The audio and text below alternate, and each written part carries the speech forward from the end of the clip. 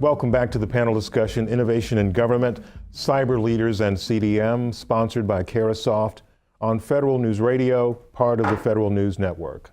My guests today are Kevin Cox, CDM Program Manager at the Department of Homeland Security, Willie Crenshaw, CDM Program Executive at NASA, Ben Liberty, CDM Program Manager in the Office of the Chief Information Officer at the Department of Interior, Greg Amore, Director of Civilian Agencies and Mid-Atlantic at Forescout Technology, Dennis Riley, Vice President of Federal at Gigamon, and Tom Welsh, Director of Systems Engineering, FireEye Public Sector. I'm your moderator, JJ Green. And Tom, it seems like whenever I introduce the panel, you're at the end of the list, so that means you get to go first. Thank you. This time. And in this case, I want to hear from you where you think you are in terms of the future, looking at what's most important right now. Sure. Yeah, I think what we're seeing across the threat landscape is that landscape, the adversary is accelerating in their pace of innovation, and the severity of the attacks are increasing.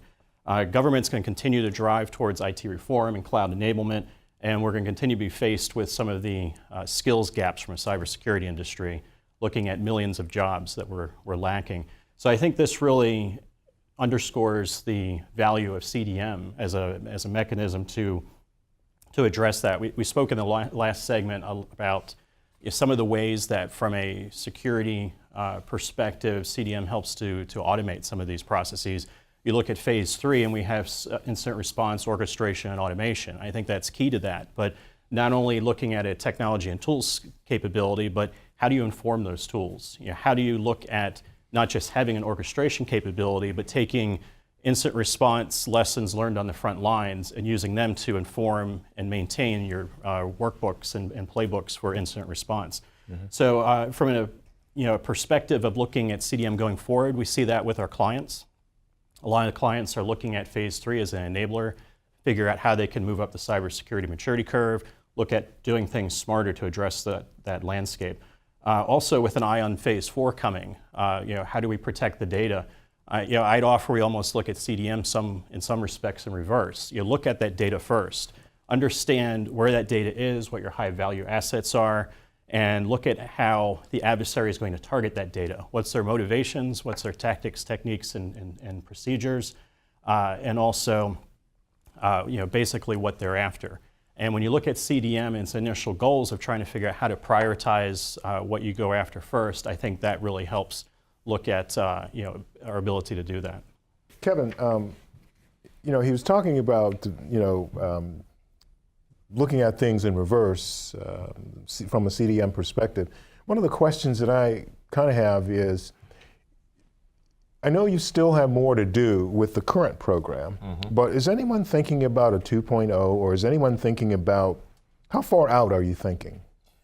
So when we started the program out, we were talking in phases. So phase 1 was about asset management, phase 2 about identity and access management, phase 3 about network security management.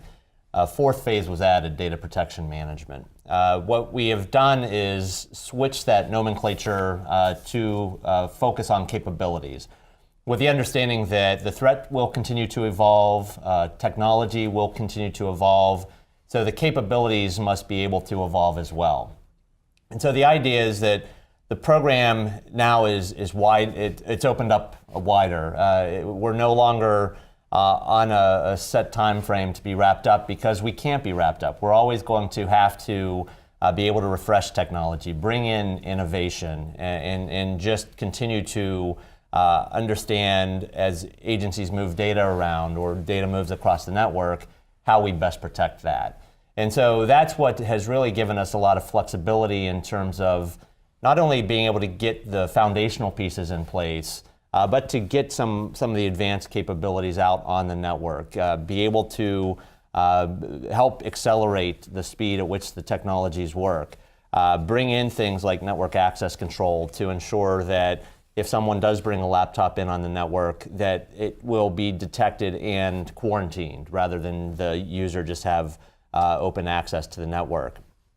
So with the restructuring of our contracts to really open up, to scale up, we'll be able to continue to evolve, to continue to keep up with the threat, be able to continue to keep up with technological change to support the agencies in their very important missions.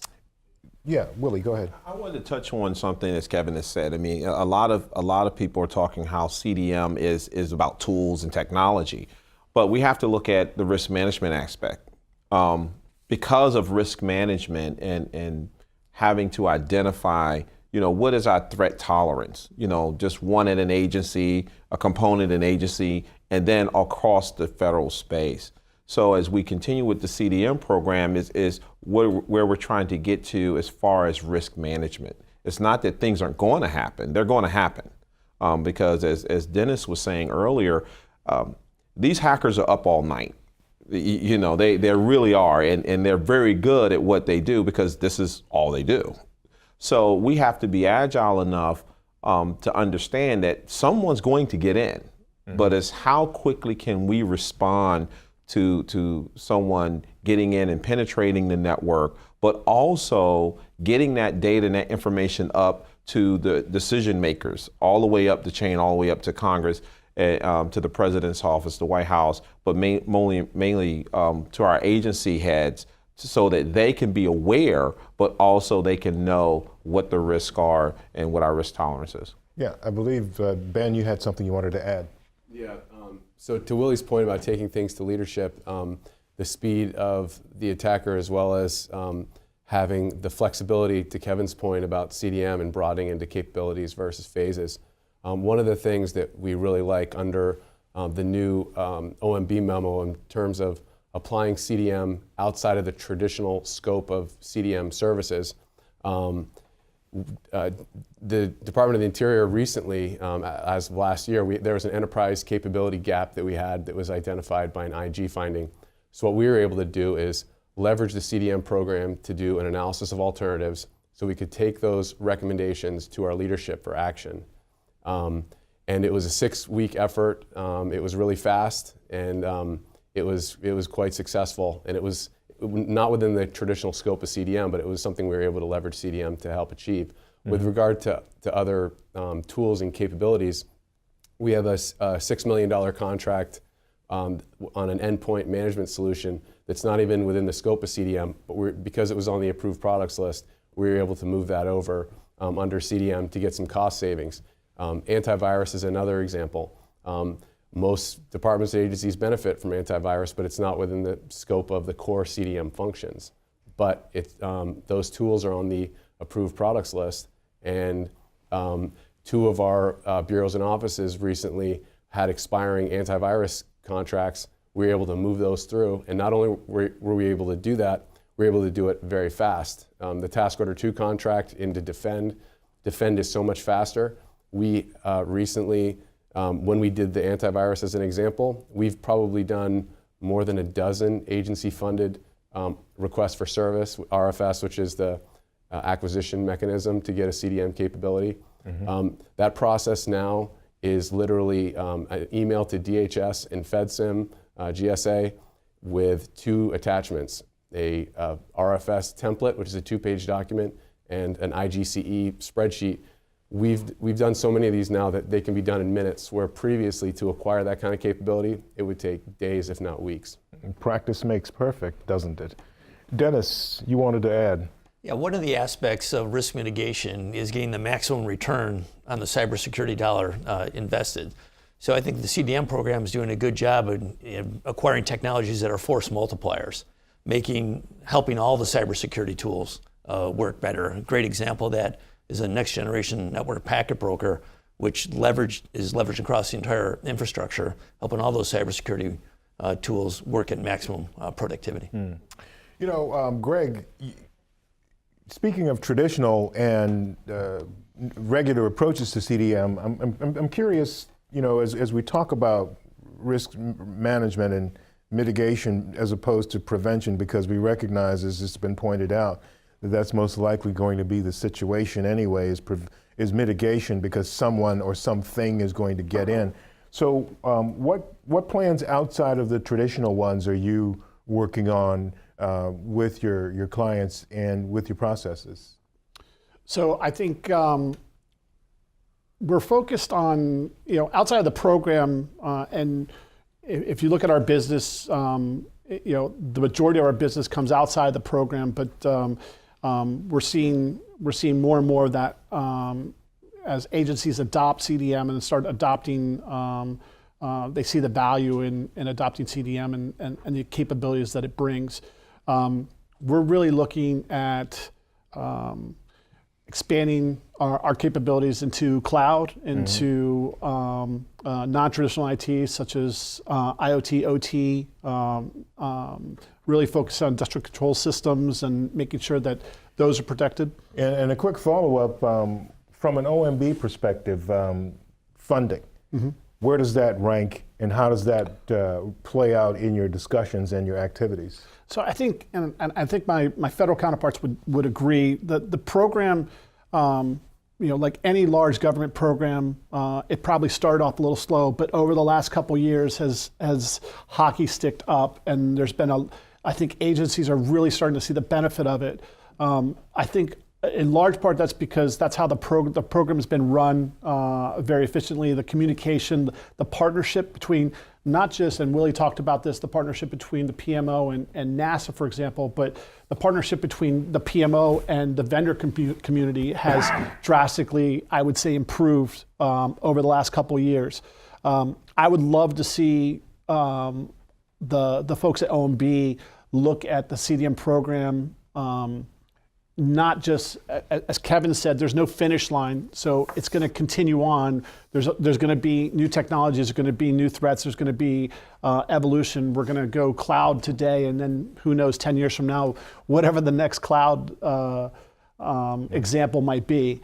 I'd love to see the program continue to fund. I would love to see OMB continue to fund the program and frankly give it more responsibility. Okay, Willie, I want to hear from you briefly on that, and then we want to get some getaway thoughts from folks. I think one word of caution in looking at as far as the CDM program, agencies also need to budget in the longevity of the program. Once DHS comes in and these tools and these capabilities are integrated, there has to be a sustainment. There has to be a renewal. So it's not always DHS is always going to fund forever. Is DHS will fund, but then we also, as government agencies, need to take into account that we need to budget in the out years so that these capabilities can continue. Perfect. Tom, I'm going to work my way back to Kevin here. I need some thoughts from you on the next 18 to 24 months briefly before we go. Absolutely. Yeah, I think we'll start to see a continuation of clients, departments, and agencies leveraging CDM Phase 3 to move up the cybersecurity maturity curve. We've talked a lot today about leveraging existing assets and intelligence to have a true risk-based, intelligence-led security program. I think we'll continue to see that.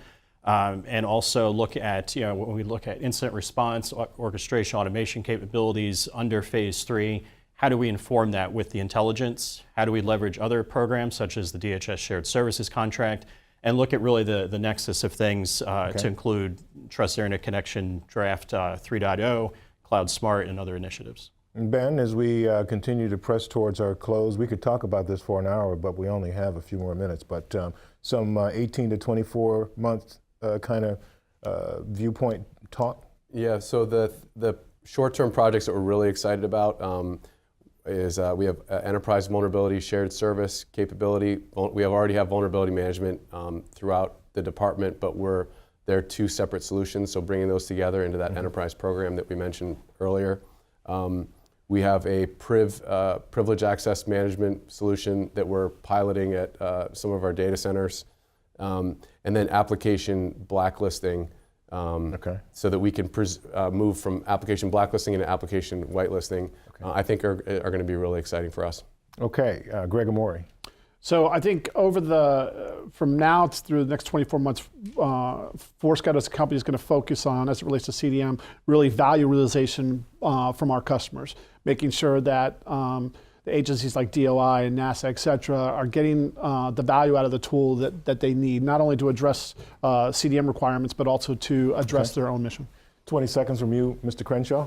We'll continue to push forward with the CDM program, also to utilize the tools and things that we have in place at NASA, but we're looking at other areas as well to kind of bolster our enterprise and look at what we're doing in the future. Dennis Riley.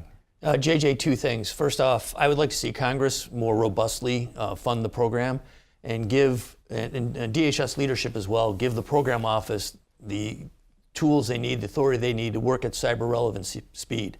If the Commandant of the Marine Corps thinks we've been in a cyber war for 10 years, we ought to be on a war footing, and that means cyber relevant speed. The second thing is that looking forward the next 18 to 24 months is if you look at the network as the source of truth, whether the adversary is attacking a thermostat or a traditional IP device like a handheld or a desktop, the data has to traverse the network. So you want to have pervasive visibility in that network, whether it's a physical network, the virtual environment, or out into the cloud. Okay, Kevin Cox, to wrap us up quickly. Indeed. So, JJ, we want to, again, mature what we have in place. We want to operationalize what we have in place. We're about to roll out our new scoring algorithm, AWARE, to help agencies measure their overall security posture. We want to bring in the innovation, expand out visibility to the cloud, mobile, and ensure that agencies, wherever they have data, that it's protected. I want to thank our guest today, Kevin Cox, CDM Program Manager at DHS, Willie Crenshaw, CDM Program Executive at NASA, Ben Liberty, CDM Program Manager in the Office of the Chief Information Officer at the Department of Interior, Greg Amori, Director of Civilian Agencies in Mid-Atlantic at Forescout Technologies, Dennis Riley, Vice President of Federal at Gigamon, Tom Welsh, Director of Systems Engineering, FireEye Public Sector. I'm your moderator, JJ Green. You're listening to Federal News Radio, part of the Federal News Network. For more on this discussion, visit federalnewsnetwork.com. Search Cyber Leaders. On behalf of Carasoft, thank you for joining us. The archive session will be available shortly. If you qualified for continuing education credit, you will also receive an email with your training certificate. This concludes our discussion. Thank you.